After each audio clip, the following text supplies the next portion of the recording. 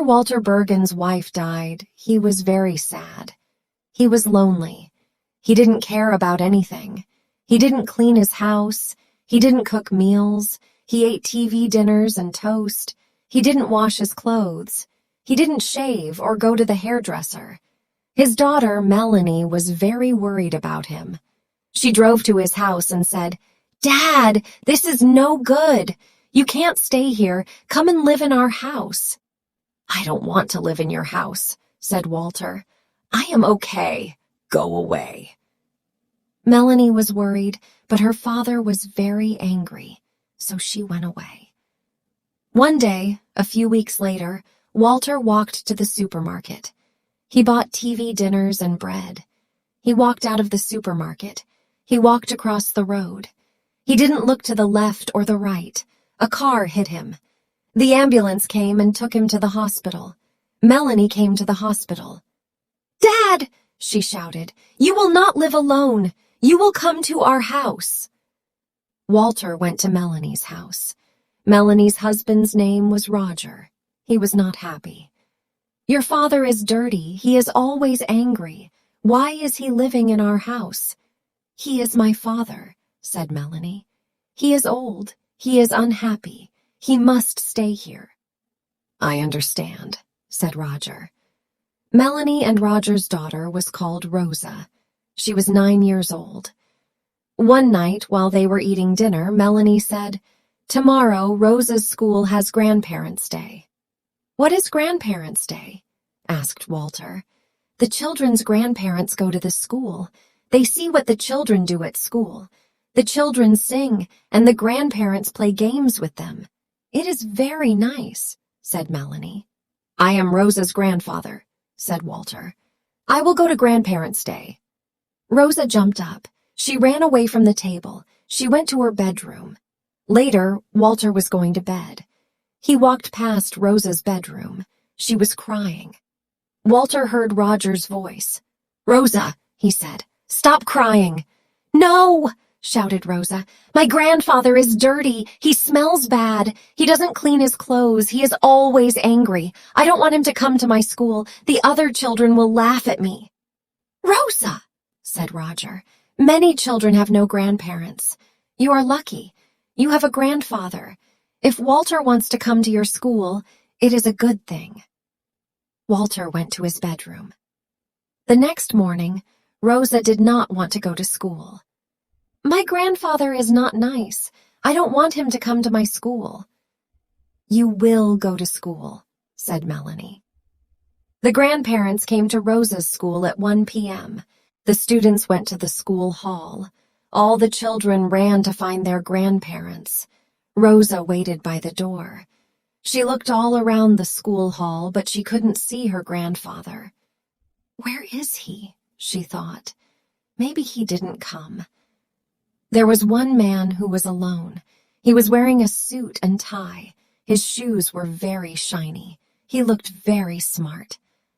"I wish that man was my grandfather," thought Rosa. "He looks like a nice man." The man turned towards Rosa. "Rosa!" he shouted. Rosa could not believe it. It was her grandfather, but he looked like a new man. Rosa ran to Walter and hugged him. "I'm pleased I heard Rosa talking to her father last night," thought Walter. "It made me feel bad when I heard what Rosa said, but I understand. I will be a better person in the future." Molly lives in a small house in a quiet street. She bought her house 20 years ago when it was new. Jim and Iris Watterson bought the house next to Molly's at the same time. They were good friends and good neighbors for 20 years, but now the Wattersons' townhouse was empty. Jim and Iris have moved to Florida to live near their daughter and grandchildren. "I hope my new neighbors are as nice as Jim and Iris," thought Molly. "I will be very upset if some young people buy the house. They will be noisy. They might have children. They might have pets." A few days later, a moving truck parked outside the house next door. Molly stood at the window of her living room and watched. She saw sofas, armchairs, tables, chairs, and beds go into the house. She saw the moving men carry many boxes into the house. Then she saw a little bicycle. It was pink. A man carried it to the garden behind the house. Oh no, she thought. A child. Next, the man carried a red bicycle into the garden. It was bigger than the pink bicycle, but it was too small for an adult. Another child, shouting, screaming. I don't want to live next door to children. Molly looked at her watch. It was time to go to the community center. Every Friday there was a concert at the community center. Gustav Bear played the piano. He played beautiful classical music. He was a very good pianist. When he was younger, he was very famous. He gave concerts all over the world. Now he was retired, but he still liked to play the piano. So he gave free concerts at hospitals and retirement homes and community centers. Molly put on her coat. She took her bag and went out of her house. She locked the door and hurried down the street. The men were still taking boxes and furniture out of the truck. I don't know if I will enjoy the concert today, thought Molly. I am so unhappy. I love my house. I love my quiet street. But now there will be noisy children. Everything will change. Molly was very surprised when she arrived at the community center. Gustav Bear was not there. Mr. Bear cannot come today, the manager of the community center said to everyone. He is too busy. He will come next week. Mr. Bear's friend has come. He plays the guitar and he sings. Please enjoy the concert. The concert was very nice, but Molly thought Mr. Bear's piano playing was better. After the concert, she went home. The trucks had gone and it was very quiet. Before Molly went to bed, she went outside to put some garbage in the garbage bin. It was very dark.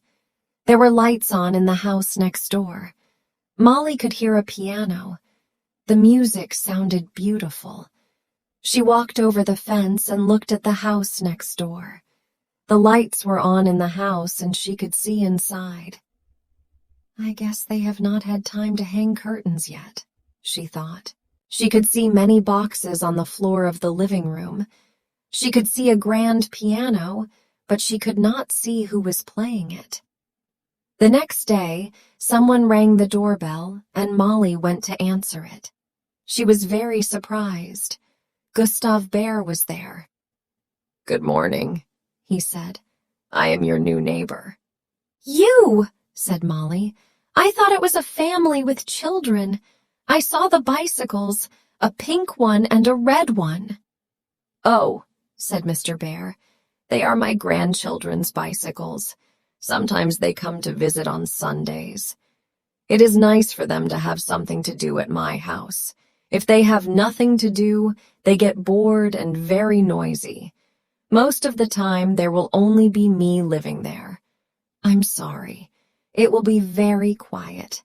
I think maybe you like to have children and pets next door.